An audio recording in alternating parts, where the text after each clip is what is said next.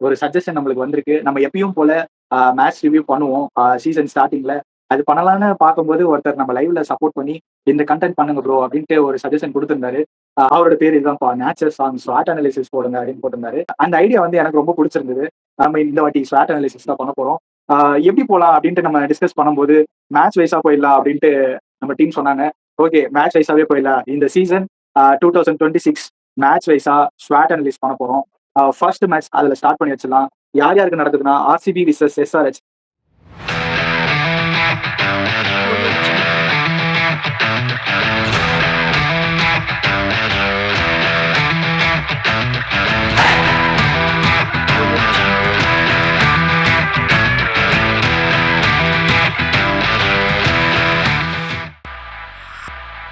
இவங்களுக்குள்ளதான் நடக்குது.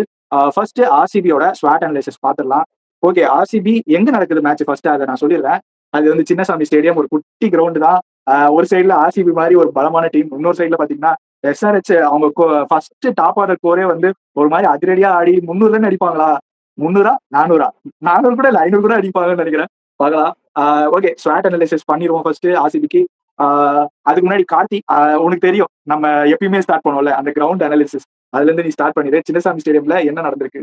சின்னசாமியில எப்பவுமே batting second வந்து அட்வான்டேஜ். ஆனா லாஸ்ட் கப்புள் ஆஃப் இயர்ஸ் வந்து ஃபர்ஸ்ட் பேட்டிங் ஆடுறவங்க வின் பண்றாங்க. அந்த ஒரு விஷயம் தான் வந்து கொஞ்சம் ஸ்ட்ரைக் ஆகுது. ஆனா ஒரே ஒரு சினாரியோ என்னன்னா, ஒரு அன்பார்ச்சுனேட்னா ரெண்டு டீமுக்குமே ஒரு அன்பார்ச்சுனேட். ரெண்டு ஆஸ்திரேலியன் ஃபாஸ்ட் பவுலிங் ஜெயின்ஸ் ரெண்டு பேருமே ஆட மாட்டாங்கன்னு நினைக்கிறேன் ஃபர்ஸ்ட் மேட்ச். ஐ திங்க் அந்த சைடு ஏசல்வுட் அவுட், இந்த சைடு வந்து கமின்ஸ் அவுட்.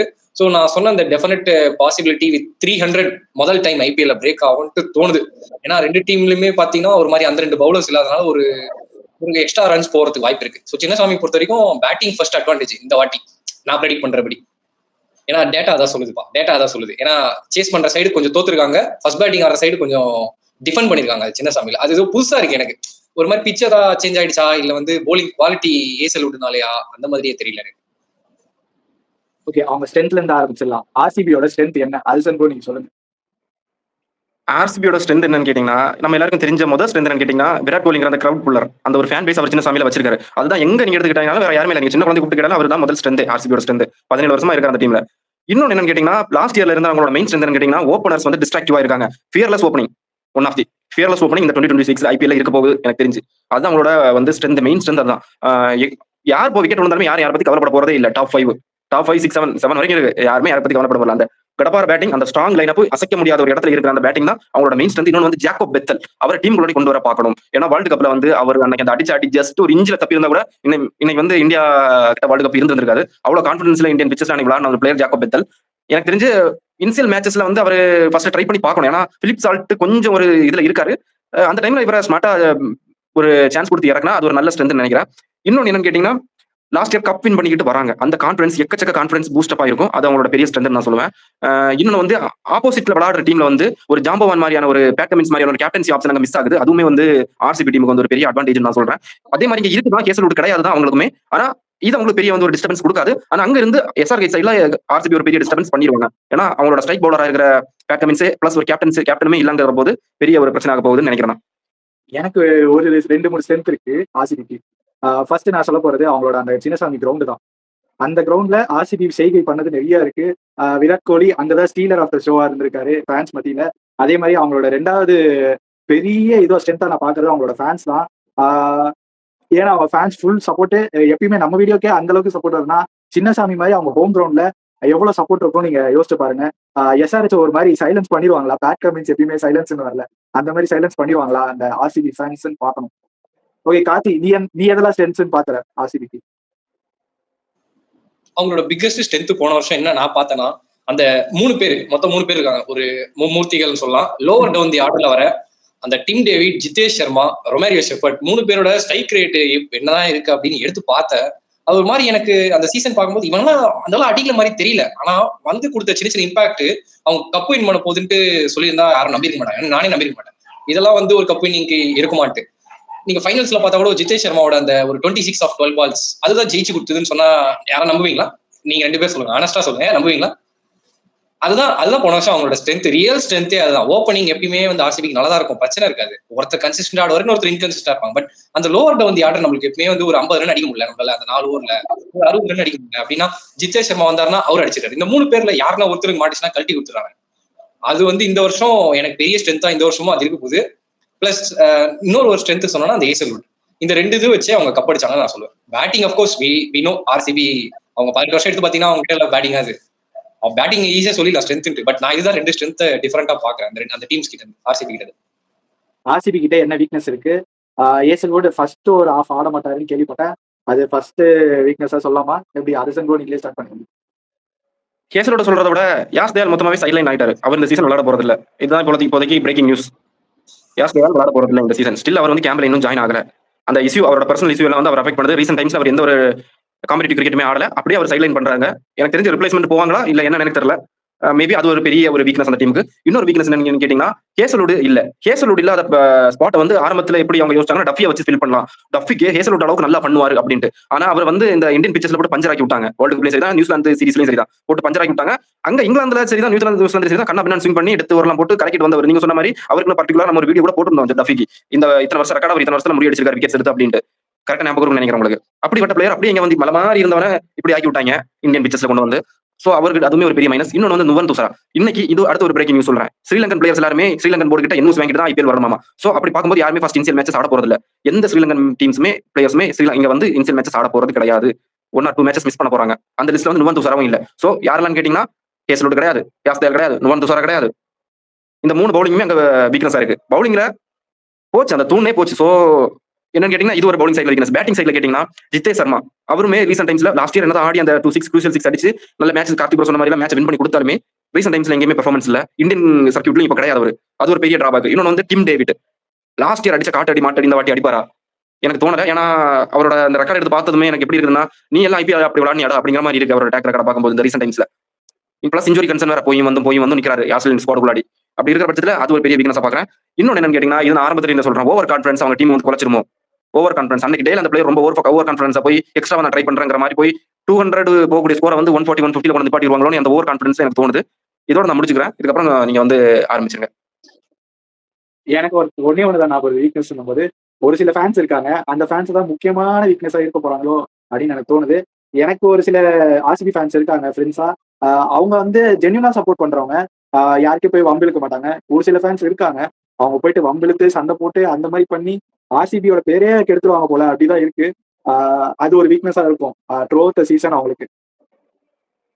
ஓகே கார்த்தி, நீ எதை அவங்க வீக்னஸா பாக்குற? அவங்களோட இன்னொரு ஒரு ஸ்ட்ரென்த் மட்டும் சொல்ல விட்டுட்டேன், அதையும் இங்க சொல்லிடுறேன். நீங்க சொன்னோம்ல நம்ம டிம் டேவிடுக்கு யாரா அடிக்கலன்னா என்ன பண்றதுன்ட்டு. டிம் டேவிட் அடிக்கலாம்னு ஒரு ஆப்ஷன் இருக்கு. இங்கிலீஷ் செட்டப்ல ஜார்டன் காக்ஸ்னு ஒருத்தர் இருக்காரு. அவரும் வந்து ஹாரி புரூக் மாதிரி ஒரு மாதிரி ஜென்ரேஷனல் டேலண்ட் மாதிரி டிஃப்ரெண்டான ஒரு ஷாட்ஸ் எல்லாம் காட்டுவார் T20ல. அவர்கிட்ட power hitting and 6 hitting ability இருக்கு. ஒரு மாதிரி எடுத்து வச்சிருக்காங்க. நீங்க சொன்ன மாதிரி வீக்னஸ் நான் எதிர்பார்ப்பேன்னா அந்த ஏசல்வுட்டுக்கு தான் வீக்னஸ் சொல்லலாம். ஆனா அவரோட ஷூஸை ஃபில் பண்ணனா அது யாராலையும் முடியாது. ஃபர்ஸ்ட் நம்ம அதை தெரிஞ்சுக்கணும். ஏசல்வுட் வந்து இங்க டஃபி வந்து அவர் தனி ரகம், அவர் வேற பிரீடு, இவர் வேற பிரீடு. என்னை பொறுத்த வரைக்கும் அவர் கொஞ்சம் கன்சிஸ்டன்டா இருப்பாரு, இவர் அக்கேஷனலா ஒரு மாதிரி கன்சிஸ்டன்டா இருப்பாரு டஃபி பொறுத்த வரைக்கும். எனக்கு தெரிஞ்சு நீங்க சொன்ன மாதிரி துஷாரா இப்ப இல்லைன்னா டஃபி தான் ஆடி ஆகணும், வேற வழியே கிடையாது அவங்களுக்கு. அப்படி டஃபி ஆடலன்னா எஸ் தயாலும் இல்ல. இன்னொரு ஒரு ஆப்ஷன் அவங்க எங்க போனா ரஷிக் தார் சலாம். அவரோட பேஸ் பாத்தீங்கன்னா ஒரு 120 அந்த மாதிரி தான் இருக்கும். பட் எடுப்பாரு விக்கெட் கொஞ்சம் ஸ்லோவா நிக்குது, லக்னோ மாதிரி பிச்சுனா எடுத்துருவாரு விக்கெட். பட் அவர் சின்னசாமியில் ஆடும்போது எனக்கு எவ்வளவு எஃபெக்டிவா இருப்பாருன்னு தெரியல. முதல்ல அவங்க ஏசல்வுட் அவங்க போலிங்ல இல்லாததே அவங்களுக்கு வந்து ஒரு 80% அவங்க போலிங் வந்து படுத்துரும்னு நான் சொல்றேன். புவனேஷ்குமார் அந்த 20% காப்பாத்துவாரு, குருநாள் பாண்டியா ஒரு 5% காப்பாத்துவாரு. பட் ஏசல்வுட் இல்லாதது ஒரு பெரிய பாதகம் தான் எனக்கு பொறுத்த வரைக்கும். அதை பெரிய வீக்னஸா நான் பாக்குறேன். மற்றபடி பேட்டிங் அண்ட் ஃபினிஷிங் அதெல்லாம் வந்து மோர் ஓவர் அவங்க கான்ஃபிடன்ஸ் வச்சு பண்ணிடுவாங்கன்னு தோணுது. பேட்டிங்க்கு நல்ல பேக்கப்பும் இருக்கு. போலிங் பர்சல் மட்டும் தான் அந்த ஏசல்வுட் இல்லாத மேட்ச் ஆர்சிபி கம்மியா தோத்தாங்கன்னா திருப்பி ஃபைனல்ஸ் போயிடுவாங்க. அது பண்ண முடியுமான்னு கேட்டீங்கன்னா கொஞ்சம் கஷ்டம். அது பார்க்கலாம். ஏசல்வுட் இல்லாத என்னதான் பண்றாங்கன்னு நான் பாத்துறேன் இந்த வாட்டி.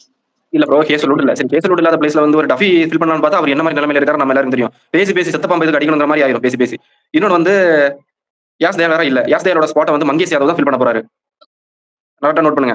ஏன்னா அவருமே ஐபிஎல் நியூ தான். எப்படி அவரோட பெர்ஃபார்மன்ஸ் காமிக்க போறான்னு வெயிட் பண்ணி பார்க்கணும். இன்னொன்று நுவன் துஷாரோட NOC வெயிட்டிங் இருக்கு. நுவன் துஷாருக்கு மட்டும் இல்ல, எல்லா ஸ்ரீலங்கன் பிளேயர்ஸுமே இன்னைக்கு அவங்க நோட்டிஃபிகேஷன் விட்டாங்க. நீங்க போனா ஃபிட்னஸ் நாங்க ஒரு நாள் கண்டக்ட் பண்ணுவோம். அந்த கண்டக்ட் பண்ணி நீங்க பாஸ் பண்ணி ஃபிட்னஸ் சர்டிஃபிகேட் போனது கொடுத்ததுக்கு அப்புறம் தான் உங்களை நாங்க வந்து ஐபிஎல் அனுப்புவோம்னு ஸ்ட்ரிக்டா போட்டாங்க எனக்கு ரூல்ஸ். ஸோ அதுவுமே ஒரு பெரிய கன்சர்னா இருக்கு.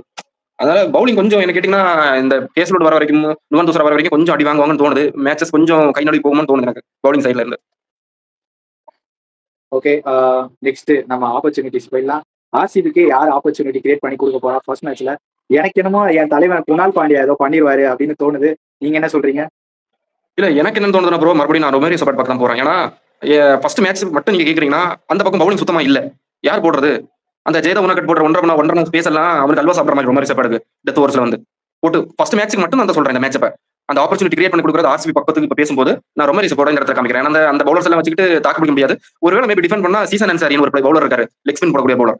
அவருக்கு சில சம்டைம்ஸ் மாட்டுவான் ரொமேரியோ சப்போர்ட். இல்லைனா வந்து கல்ட்டி கையில கொடுத்து தான் தோணுது. செம்ம ஃபார்ம்ல இருக்கான் பேட்டிங்ல ரொமேரியோ சப்போர்ட் இந்த வேர்ல்ட் கப்ல. அதே ஃபார்ம்ல கண்டினியூ வச்சுனா முடிஞ்சிச்சு. ஸோ அந்த ஆப்பர்ச்சுனிட்டி கிரியேட் பண்ணணும்னு எனக்கு தோணுது.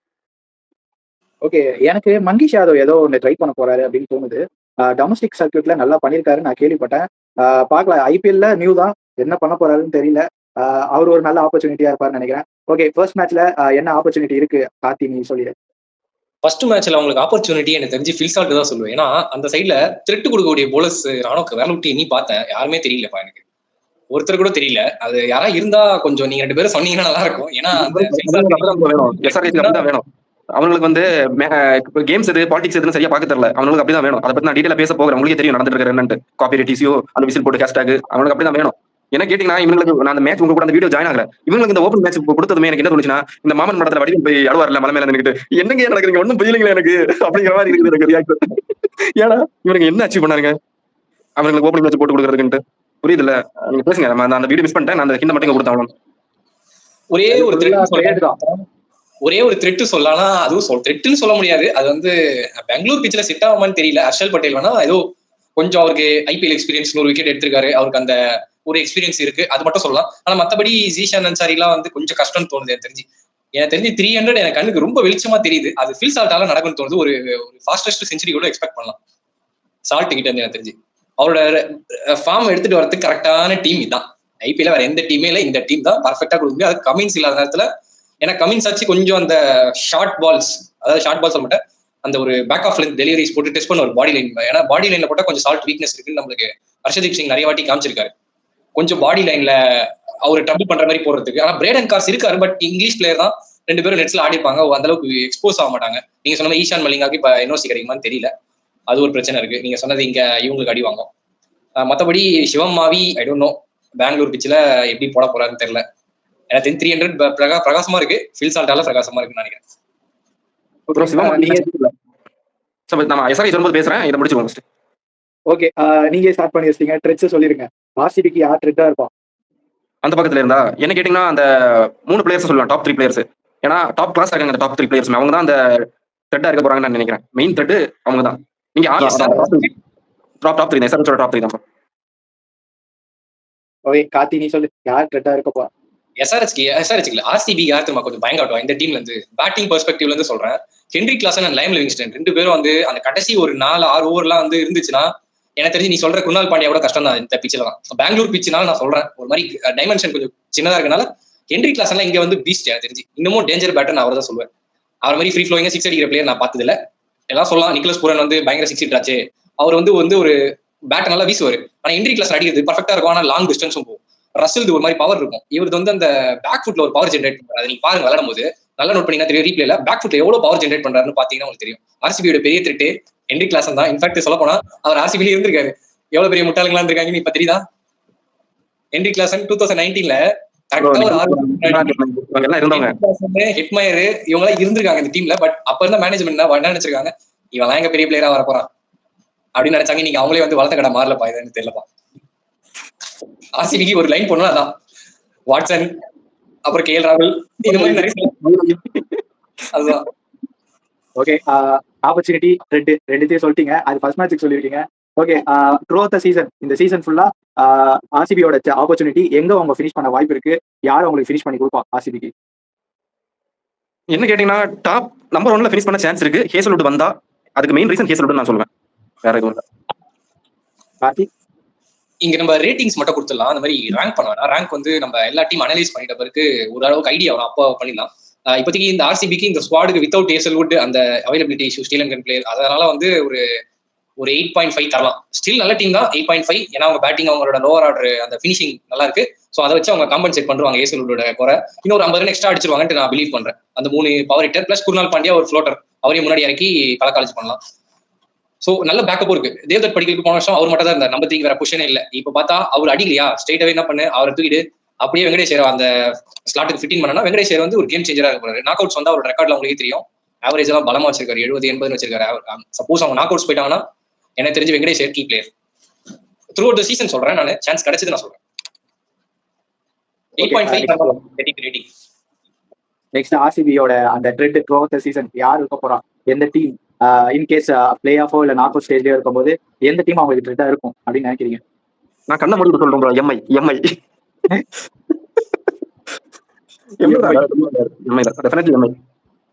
எல்லா டிபார்ட்மெண்ட்டுமே கிளியரா வச்சிருக்கிற ஒரே டீம் இந்த சீசன்ல எம்ஐ மட்டும் தான். எல்லா டீம்லயுமே போட விழுந்துருச்சு. எனக்கு வந்து டெல்லி தோணுது. டெல்லி தான் வந்து ரொம்ப த்ரெட் கொடுப்பாங்க ஆர்சிபி. ஏன்னா அவங்களோட போலிங் வெரைட்டி எந்த டீம் கிட்டயுமே கிடையாது. தேவைப்பட்ட லெஃப்ட் ஆர்ம் லெக் ஸ்பின் இருக்கு, தேவைப்பட்ட ஆஃப் ஸ்பின் இருக்கு, கேப்டன் இருக்காரு பாபு. பத்தாக்குறைக்கு உங்களுக்கு வந்து அந்த லெக் ஸ்பின்னர் ஒருத்தர் இருக்கான் விப்ராஜ் நிகம். அவன் திடீர்னு கலக்காலஜி பண்றான். மிச்சல் ஸ்டார்க் ஓப்பனிங்ல ரன் போனாலும் சால்ட் விக்கெட் நறுக்குன்னு ஒரு ஸ்டெம்ப் போட்டு தூக்கிடுவாரு. இன்னொரு த்ரெட் பயங்கரமான த்ரெட்னா அங்க வேற லுகி இடி வேற இருக்காரு. ஸ்லோ பாலா போட்டு தள்ளிடுவாரு. பழைய டீம் வேற. எனக்கு இதான் பயமா இருக்கு டெல்லி பார்த்தாதான். டெல்லி தான் ஒரு பெரிய த்ரெட் உங்களுக்கு. சப்போஸ் பிளே ஆஃப் ரீச் ஆயிட்டாங்கன்னு சொல்றேன். ஏன்னா டெல்லி கிட்ட வெரைட்டி இருக்கு, மற்ற டீம்ஸ் கிட்ட இல்ல. ஒரு ஒன் டைமென்ஷனா சொல்லலாம். இப்போ மும்பை இந்தியன்ஸ் எடுத்தா பும்ரா ஃபேக்டர் எடுத்தீங்கன்னா அந்த போலிங் வந்து சுமார் போலிங் தான். போட் எல்லாம் கூட பழைய ஃபார்ம்லாம் கிடையாது. ரன்ஸ் நிறைய போறாரு. நான் நிறைய லீக்ஸ்ல பாக்குறத வச்சு சொல்றேன். ஓகே, நெக்ஸ்ட் நம்ம எஸ்ஆர்எச் கிட்ட போயிடலாம். எஸ்ஆர்எச்சோட ஸ்ட்ரென்த் என்ன நீங்க நினைக்கிறீங்க? அஃப்கோர்ஸ் அவங்க ஓப்பனர்ஸ் தான் ஃபர்ஸ்ட் ஸ்ட்ரென்த்தா நான் சொல்றேன். நீங்க 2 பேரும் அப்படியே ஸ்டார்ட் பண்ணிருங்க. கார்த்திக் இப்படி ஸ்டார்ட் பண்ணுங்க. எஸ்ஆர்எச்சோட பிக்கெஸ்ட் ஸ்ட்ரென்த்தா எனக்கு தெரிஞ்சு இந்த சீசன்ல இருக்க போறது வந்து அந்த ஆர்சிபி பேசனோட அந்த ஃபினிஷிங் வந்து கன் மாதிரி இருக்கு. இவங்களுக்கு ஒரு மாதிரி கன் மாதிரி செட் ஆகி வருது. ஆனா காம்பினேஷன் கரெக்டா ஆடணும்னு நான் நினைக்கிறேன். ஏன்னா லிவிங்ஸ்டன் எப்படியா அந்த கிளாஸனோட ஒரு பேரப் ஒன்று பண்ணா நல்லா இருக்கும்னு தோணுது. அவங்க 2 பேரும் சேர்ந்து எந்த ஓவருக்குள்ள வரணும், ஒரு 15th to 16th ஓவருக்குள்ள வாக்கிங் பண்ணாங்கன்னா ரொம்ப டேஞ்சர் பிளேயர் அவங்க 2 பேருமே. யாக்கரை கூட தோண்டி எடுத்து 6 அடிச்சிருவாங்க. 2 பேரும் அந்த அளவுக்கு பவர் வச்சிருக்காங்க. இதுதான் எனக்கு தெரிஞ்சு இந்த டீமோட ஸ்ட்ரென்த். ஆப்வியஸ்லி ஓப்பனிங் பத்தி நம்மளுக்கு தெரியும். அவங்க தான் 250 சர்வசாதாரணமா அடிக்கிறாங்களே. அவங்களோட டாப் 3 சொல்றேன். எல்லாமே ஒரு 80 அது 30 பால்ஸ்ல. அதனால அவங்களோட lower down the order Klaasen and Livingstone தான் அவங்களோட ஸ்ட்ரென்த். பியூர் ஸ்ட்ரென்த் இந்த சீசன் ஃபுல்லாவே. எனக்கு என்னமோ பவர் பிளேல வந்து ஒரு 100 ரன் அடிக்கக்கூடிய டீம், 100 ரனுக்கு மேல அடிக்கக்கூடிய டீம் தான். இது ஒரு அவங்களோட ஸ்ட்ரென்த்னு நம்ம சொல்லலாம். ஓகே, அரசன் ப்ரோ நீங்க கண்டினியூ பண்ணுங்க. இல்ல ப்ரோ, கார்த்திக் ப்ரோ சொன்னார்ல அபிஷேக் சர்மா டிராவிஸ் ஸ்காட் அந்த ஓப்பனிங் காம்போ தான். ஒரு T20 ஃபார்மட்லயும் ஒரு 250 எல்லாம் அசால்ட் அடிக்க முடியுங்கிறத வந்து பிராக்டிகலா காமிச்சு கொடுத்து இந்த 2 டிஸ்ட்ரக்டிவ் ஓப்பனர்ஸ் இவங்க தான் 2024 IPL இருந்து. ஏன்னா அதை நம்ம ஒத்துக்கிட்டாங்க. அது வந்து ஒரு பெரிய ஸ்ட்ரென்த் இந்த டீம். இன்னொன்று வந்து நீங்க சொல்றீங்க நிதிஷ்குமார் ரெட்டி, சாரி இந்த லியாம் லிவிங்ஸ்டன், அதுக்கப்புறம் வந்து ஹென்ரி கிளாசன் வந்து டவுன் தி ஆர்டர்ல ரொம்ப டேஞ்சரஸா இருப்பாங்க. என்ன கேட்டீங்கன்னா அவங்களோட காம்பினேஷன் அந்த இடத்துல இடிக்கும்னு தோணுது. அதை காம்பைன் பண்ற மாதிரி அங்கித் வர்மா அவரை கொண்டு வந்துடணும். அப்போ கொண்டு வந்துட்டாங்கன்னா எங்கேயாச்சும் அவங்க 2 பேரும் அந்த டைம்ல ஆனாங்கன்னா செட் ஆகாது. Ankit Varma or maybe Henry Klaasen or maybe Liam Livingstone or maybe Ankit Varma, இந்த மாதிரி அவங்க மேட்சஸ் வந்து ஆடிக்கிட்டு இருந்தாங்கன்னா மேபி செட் ஆகும். எனக்கு தெரிஞ்ச நடுவில் நிதிஷ்குமார் ரெட்டி வந்து குட்டை குழப்பம் இருந்தா சரி. ஏன்னா லாஸ்ட் சீசன் ஃபுல்லா நடுவில் நம்பர் 4ல இறக்கி விட்டு ஹென்ரி கிளாசன் நம்பர் 7 வரைக்கும் போய் ஆடுறான். நம்பர் 7 வரைக்கும் எல்லாத்தையும் என் வழி நான் தாராவத்து கொடுக்குறேன் அப்படிங்கிற மாதிரி. நீ போய் ஆடுங்க அப்படிதான் இல்ல. ஹென்ரி கிளாசன் கண்டிப்பா நம்பர் 4 வந்து ஆடியே தான் ஆகணும் இந்த சீசன். நிதிஷ்குமார் ரெட்டி வேணா நம்பர் 8க்கு போட்டோம். அவன் பேட்ஸ்மேனா ஒரு பவுலரா இல்ல ஆல்ரவுண்டரா எனக்கு இந்த மாதிரி வரைக்கும் தெரியல நிதிஷ்குமார் ரெட்டி எல்லாம். அது ஒரு பெரிய நெகட்டிவ். நான் போய் சொல்லி அதையும் சேர்த்து. இன்னொன்று வந்து சீசன் அன்சாரி நான் சொல்லுவேன் பவுலிங் டிபார்ட்மெண்ட்ல ஒரு பெரிய பாசிட்டிவ்னா. ஏன்னா மேட்லி தான் லோக்கல் டோர்னமெண்ட்ஸ் இப்போ டிஒய் பட்டேல் ஒரு டோர்னமெண்ட் நடந்துச்சு. அங்கேயும் அந்த நிறைய பிளேயர்ஸ் அங்கே ஆடிட்டு தான் வந்தாங்க. அவங்க எல்லாமே இப்போ IPL கேம்ப் ஸ்டார்ட் ஆன பிளேயர்ஸ் எல்லாமே. ஸோ அங்கே கரெக்ட் கலக்கிட்டு தான் வந்திருக்காங்க சீசன் அன்சாரியா. ஸோ ஸ்பின்னிங் டிபார்ட்மெண்ட்ல பவுலிங் டிபார்ட்மெண்ட்ல எனக்கு தெரிஞ்ச ஒரு கோப்பா வந்து மட்டும் வேற யாரும் கிடையாது. அந்த அவங்களோட ஏன் நான் அவங்க லியாம் லிவிங்ஸ்டன் ஆடுவாங்கன்ற அந்த காம்பினேஷன் சொல்றேன். ஏன்னா பேட்டர்ஸ்ல அவங்க ஸ்குவாட் நான் எடுத்து பார்த்ததுல டிராவிஸ் ஹெட் மட்டும் தான் ஒரு பயமுறுத்துற ஒரு ஃபாரின் ஆப்ஷனா தெரியுது. கமிந்து மெண்டிஸ்லாம் I don't think is a T20 player. அவர் வந்து இந்த ஒரு மாதிரி 130 170 டார்கெட்னா அவர் யூஸ் பண்ணிக்கலாம் கொஞ்சம் ஸ்லோ விக்கெட்ஸ்ல. SRH கிரவுண்ட்லாம் அவர் செட் ஆக மாட்டார். அவர் ஸ்ட்ரெயிட்டாவே நான் டிராப் பண்ணிட்டு டிராவிஸ் ஹெட் ஓப்பனிங் இறக்கிட்டு Liam Livingstone obviously number 3 choice எடுத்து வந்துருவேன். கிளாசன் ஆப்வியஸ்லி அவர் இல்லாத டீமே எழுத மாட்டேன் நேமே. பிளஸ் பேட் கமின்ஸ் வந்துருவாரு. ஸோ இங்க என்ன பிரச்சனை வரும்னா நீங்க சொல்ற மாதிரி ஈஷான் மலிங்கா உள்ள வர முடியாது. சப்போஸ் லிவிங்ஸ்டன் ஆனா லிவிங்ஸ்டன் ஆனா என்ன ஒரு அட்வான்டேஜ் நான் பாக்குறேன்னா, ஈஷான் மலிங்கா ஆனா டெத் போலிங் தான் கவர் ஆகுது. டெத் போலிங்க்கு ஹர்ஷல் பட்டேல் 4 ஓவர் 3 ஓவர் போட்டலாம். தெரிஞ்சு 10 ரன் போட்டாரோ அந்த மாதிரி. அதுக்கு பதில அவங்களுக்கு சப்போர்ட் ஸ்பின்னர் இல்லையே. இப்போ அஷ்துபே நல்லா போடுவார், நான் பார்த்தேன் நல்லா தான் போடுறாரு. ஜீஷான் அன்சாரி நல்லா தான் போடுறாரு. சப்போஸ் இவங்க 2 பேரும் அடி வாங்கினா அந்த ஒரு தேர்ட் சாய்ஸ் இல்லவே இல்லையே. டிராவிஸ் ஹெட் போடுவாரு. Travis head is not regular bowler. இவர்கிட்ட அந்த 2 இதுவும் இருக்கு. லெக் ஸ்பினும் போடுவார், ஆஃப் ஸ்பினும் போடுவார். அந்த வெரைட்டி இருக்குல்ல. ஸோ அது எனக்கு இன்னும் இந்த டீமுக்கு தேவைப்படும் தான் தோணுது. ஏன்னா எல்லாரும் அடி வாங்கும்போது திடீர்னு போட்டு கலக்காலேஜ் பண்ற பவுலர் தான். ஒரு அன்பிரடிக்டபிள் மேன் வித் கோல்டு தான். லைக் லார்ட் ஷார்துல் தாக்கூர் மாதிரி திடீர்னு பால தாக்கி எடுப்பாரு, திடீர்னு ரன்னும் போகும். அதுவும் சொல்லிக்கிறேன். இப்போ என்ன பிரச்சனை ப்ரோ, இப்போ இந்த டீமோட பவுலிங் செட்டப் பார்க்கும்போது சிஎஸ்கேவோட கேவலமா இருக்குது பவுலிங் செட்டப். ஏன்னா இன்ஜுரி தான், வேற எதுவும் இல்லை. நான் அது வந்து பெருசா சொல்ல வரல. இன்ஜுரி மட்டும் எடுக்க பார்த்தா ஸ்ட்ராங்கா இருக்கும். இன்ஜுரி கன்சர்ன் இருக்கும்போது சிஎஸ்கேவோட இந்த டீமோட பவுலிங் கேவலமா இருக்கு பயங்கரமா. சுத்தமா இல்ல. ஃபர்ஸ்ட் பவுலிங் லைனப்பா இருக்கு 2 டீமுமே. ஃபர்ஸ்ட் கூடிய சீக்கிரமா அந்த பிளேயர் வந்தா நல்லா இருக்கும் உங்களுக்கு. இன்னொன்னு கேட்டீங்கன்னா இந்த டீம்ல வந்து ஜாக்கெட் வேர்ட்ஸ் இன்ஜூரியா இருக்காரு. உங்களுக்கு கேள்விப்பட்டிருப்பீங்கன்னு நினைக்கிறேன். ரூல் அவுட் ஜாக்கெட் வேர்ட்ஸ் ரூல் அவுட். அவர் பதிலா வந்து ஒரு இதா தேடி ஆகணும் ரிப்ளேஸ்மெண்ட். யார் தேட போறாங்கன்னு எனக்கு தெரியல. மேபி ஜாக்கெட் வேர்ட்ஸ் இருந்திருந்தா மேபி லியாம் லிவிங்ஸ்டன் உட்கார வச்சு ஜாக்கெட் வேர்ட்ஸ் பிச்சுக்கு ஏத்த மாதிரி மாத்தி ஆட வச்சிருந்துக்கலாம். ஆனா அதுவும் முடியாது இப்போதைக்கு இந்த நிலைமைக்கு. லியாம் லிவிங்ஸ்டன் தான் எல்லா மேட்சஸ்மே ஆடி ஆகணும். பாக்கணும். எனக்கு தெரிஞ்சு இதெல்லாம் வந்து பவுலிங் தான் ரெண்டு டீமுமே பெரிய ஓட்ட விழுந்திருக்கு. மிகப்பெரிய ஓட்ட ரெண்டு டீமுக்குமே. ஓகே, அப்படியே வீக்னஸ் கண்டினியூ பண்ணிருங்க. எஸ்ஆர்எச் வீக்னஸ் நான் சொல்லிடுறேன். அதை கண்டினியூ பண்ணிடுறேன். பவுலிங் டிபார்ட்மெண்ட் ஒரு வீக்னஸ். இன்னொன்று வந்து எனக்கு அந்த ஒரு பேட்டிங் காம்பினேஷன்ல கொஞ்சம் அடி வாங்கணும்னு தோணுது. அதை மட்டும் கொஞ்சம் கேர்ஃபுல்லா பாத்துட்டாங்கன்னா பேட்டிங் வச்சு கூட கொஞ்சம் தப்பிச்சுக்கலாம் இந்த ஃபர்ஸ்ட் மேட்ச்ல. இல்லனா அதுவும் அடி வாங்கிடும். ஏன்னா கரெக்டா டைம் பார்த்து அந்த பிளேயர் இறக்கி விடணும். ஏன்னா நம்பர் ஹென்ரி கிளாஸுக்கு அப்புறம் வரக்கூடிய கீழ வரக்கூடிய எல்லா பிளேயர்ஸுமே அதுக்கு கீழ எங்க வேணாலும் போய் ஆடி பார்க்கும். மேல கீழ ஆடிக்கலாம். நம்பர் 5 இருந்து நம்பர் 8 வரைக்கும் எங்க வேணாலும் மாத்தி ஆடிக்கலாம். நிதிஷ் குமார் ரெட்டியா இருக்கட்டும், அங்கித் வர்மா இருக்கட்டும், லியாம் லிவிங்ஸ்டன் இருக்கட்டும், இந்த பிளேயர்ஸ் எங்க வேணாலும் மாத்தி ஆடிக்கலாம். இன்னொரு பேக்கப் ஆப்ஷனுமே செமையா இருக்குது. சுமரன் ரவிச்சந்திரன் இருக்காரு, சல்லர் எல்லாம் இருக்காங்க. சோ ப்ராப்ளம் இல்ல. ஓரளவுக்கு அவங்க வந்து அப்படியே அந்த இதை வச்சு நம்ம ஆடிக்கலாம். அப்படி பண்ணிட்டாங்கன்னா கரெக்டா இருக்கும்னு தோணுது எனக்கு. அவங்களோட பெரிய வீக்னஸ் அந்த பவுலிங் தான் பிரச்சனை சொல்லலாம். அதுவும் பத்தாக்குறைக்கு அந்த ஈஷான் மலிங்காவும் இப்போ அவைலபிலிட்டி இஷ்யூ இருக்கு. பிரைடன் கார்ஸ் வச்சு எனக்கு எப்படி ஓட்ட முடியும்னு தெரியல. அவர் வந்து எங்க ஃபிட்டா வர தெரியல. அவர் போலிங் போட்டாங்கன்னா எனக்கு தெரிஞ்சு கஷ்டம். இந்த டீம் 300 அடிச்சாலும் கஷ்டம் தான். அது அந்த மாதிரியான ஒரு இதுக்கு போலிங்ல எனக்கு தெரிஞ்சு நான் எந்த போலிங் எக்ஸாக்டா சொல்லலாம், ஃபாஸ்ட் போலிங் தான் வீக்கா இருக்கு. எனக்கு ஸ்பின் கூட ஓகே, ஸ்பின் கூட 2 பேர் இருக்காங்க. லியாம் லிவிங்ஸ்டன் வச்சு அப்படி தேத்தி ஏதாவது பண்ணிடலாம். ஒரு சப்போர்ட் ஸ்பின்னரா ஏதாவது பண்ணிடலாம். கமிந்தோ மெண்டிஸ் ஆட வச்சு ஏதாவது பண்ணிடலாம். 2 ஆம்பி அந்த ஆஃப் ஸ்பின்னோ சரி அது போட்டலாம். ஃபாஸ்ட் போலிங்ல நீ Harshal Patel death bowler okay, எனக்கு ஒரு 100 விக்கெட்ஸ் எடுத்துக்கிற எக்ஸ்பீரியன்ஸ் வச்சுக்கலாம். Jaydev Unadkat and Brydon Carse மேல எனக்கு அந்த அளவுக்கு நம்பிக்கை இல்லை. அந்த டிபார்ட்மெண்ட்ல அவங்க எப்படி பண்ணுவாங்கன்னு பார்க்கணும். அங்கதான் பெரிய ஒரு ஓட்டை. ஃபாஸ்ட் போலிங் தான் பிரச்சனை உங்களுக்கு. ஃபாஸ்ட் போலிங்ல ஒரு கொஞ்சம் நம்பகத்தன்மையா போடுவாங்கன்னு கேட்டா வாய்ப்பு இல்லை எனக்கு பொறுத்த வரைக்கும். நிதிஷ் குமார் ரெட்டி ஒரு ஆல்ரவுண்டர் நம்பி போக கூடாது இந்த வாட்டி. ஒன்னு பேட்ஸ்மேன் கேன்சல் பண்ணணும், இல்ல டிராப் பண்ணிடலாம். சேர்க்க மாட்டேன். டூபே மாதிரி ஒரே ஒரு தேவைப்பட்ட ரொம்ப அடி வாங்க லிவிங்ஸ்டன் கூட அடிக்கிறாங்க அப்படின்னா கொடுத்து பார்க்கலாம். ஆனா பேசிருக்காங்க 138 ஓவர்ல 140 பேசிருக்கு. ஆனா கணிச்சிருக்காங்க போர்டர் லைன். ஒரு வேரியேஷன் இல்ல சேம் ஸ்பீட்ல போட்டுட்டு இருக்காங்க. அவரை நீங்க ட்ரை பண்றது வந்து கூட பெஸ்ட் ஆப்ஷன். எங்க பவர் பிளேல ஒரு தேர்ட் ஓவர் தள்ளி விட்டுரும். ஏன்னா நியூ பால் கொஞ்சம் ஸ்விங் பண்ணுவோம். மத்த நீங்க மிடில் ஓவர்ஸ்ல குத்தினா கால போட்டு டமால் அடிச்சிருவாங்க. பால் கிரிப் போயிடுச்சுனா டம்மி நிதிஷ் குமார் ரெட்டி. பவர் பிளேல தான் கொஞ்சம் ஓரளவுக்கு ஒரு 10 ரன் கீழ கொடுக்க வாய்ப்பு இருக்கு. போலிங் நீங்க சொல்லிட்டீங்க.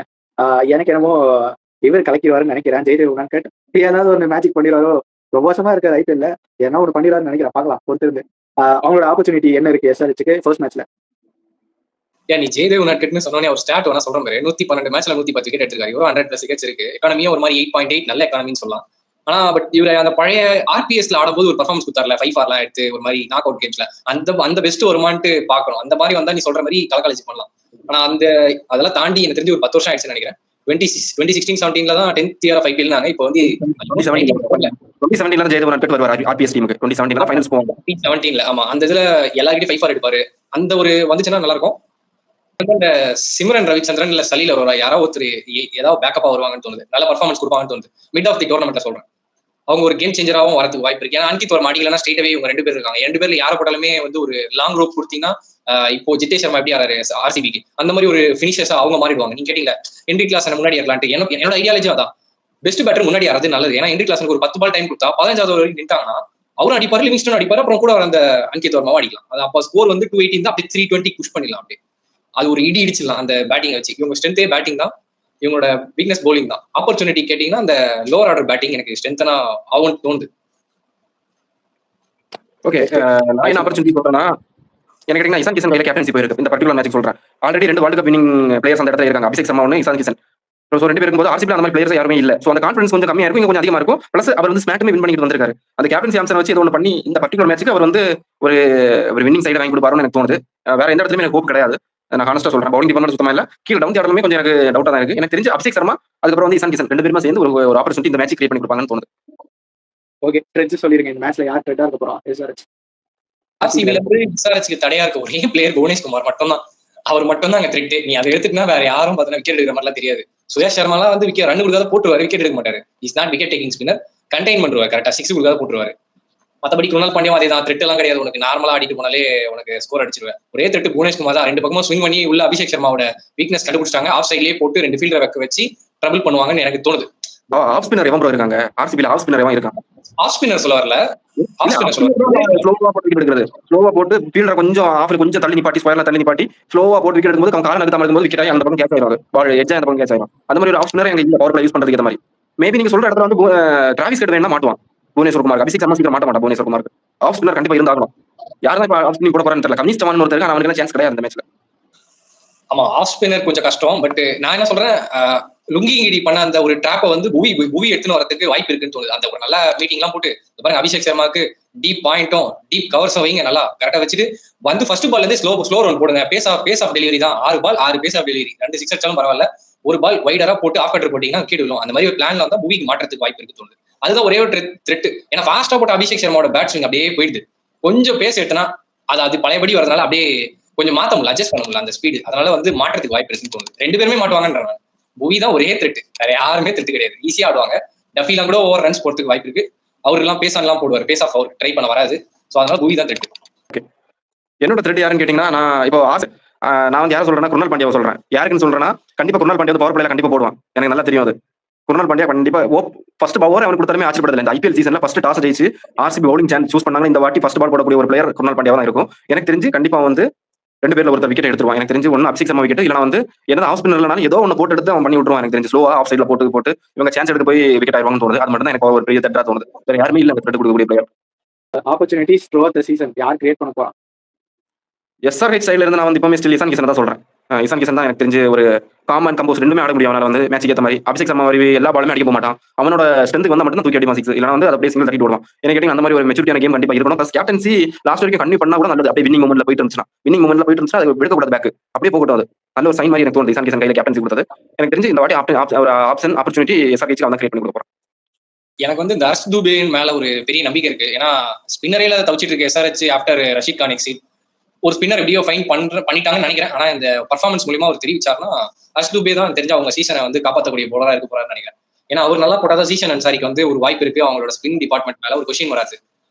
ஹர்ஷ் துபே தான் எனக்கு தெரிஞ்சு. ஏன்னா அவரோட பேட்டிங் விளையாட ஒரு கேள்விப்பட்டிருக்கேன். மேபி 1 or 2 6 அப்படி வந்து அந்த வந்து ஒரு ராவல் டுவாட்டியா பண்ணுவார்ல, ஒரு 2 6 ஒரு 2 விக்கெட் அந்த மாதிரி கண்டெய்னா போட்டு ஒரு மினி குருணால் பாண்டியாவை உருவாயிட்டு இருக்காரு நான் பிலீவ் பண்றேன். மேபி பார்க்கலாம். அவர் தான் எனக்கு தெரிஞ்சு எஸ்ஆர்ஹெச்க்கு ஒரு பிரைட் ஸ்பாட்டா இருக்க போறாருன்னு தோணுது. த்ரூ அவுட் தி சீசன் கேட்டிங்கன்னா சொல்றேன். ஒரு வாரத்து சீசன் எந்த டீம் எஸ்ஆர்ஹெச் கிட்ட இருக்க போறாங்க? எல்லா டீமே ஒரு டீம் சொல்றது ரொம்ப டஃப். இருந்தாலும் நான் யார் சொல்றேன்னா, எனக்கு தெரிஞ்சு லக்னோ சூப்பர் ஜெயின்ஸ் ஒரு த்ரெட் கொடுப்பாங்கன்னு தோணுது. இவங்க டீமுக்கு ஈக்குவலி நான் சொல்றேன். பெரிய டீம் கம்பேர் பண்ணா அது நல்லா இருக்காது. லக்னோ சூப்பர் ஜெயின்ஸ் ஒரு த்ரெட் கொடுத்துருவாங்க இவங்களுக்கு. அவங்க கூட ஈகானா ஸ்டேடியம் விளையாட போகும்போது ஸ்பின்னர்ஸ் வச்சு போட்டு சொல்லிடுவாங்கன்னு தோணுது எனக்கு.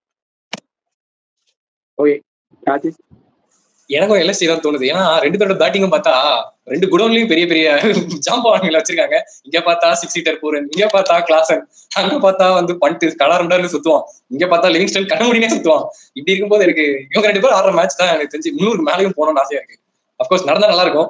என்னோட ட்ரைட் வேற கொடுத்துருக்காங்க, முகமது சமியை கொடுத்துருக்காங்க லக்னோக்கு. அந்த ட்ரைட் வேற இருக்கு. அதான் சொல்றேன்.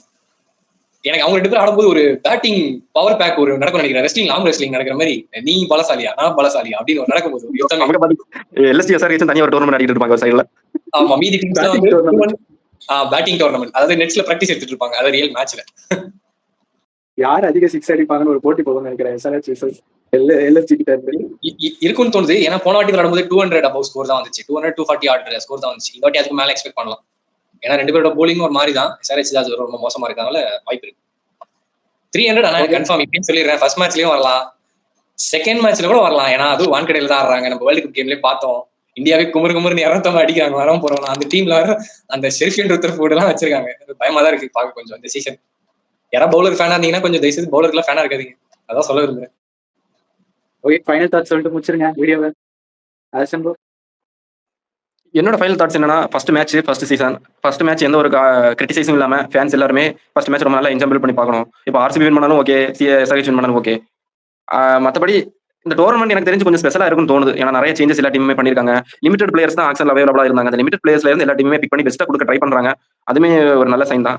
அப்படி பார்க்கும்போது எனக்கு இந்த ஃபர்ஸ்ட் மேட்ச் ரொம்ப என்ஜாய் பண்ணணும்னு தோணுது எனக்கு. ஓகே கார்த்தி,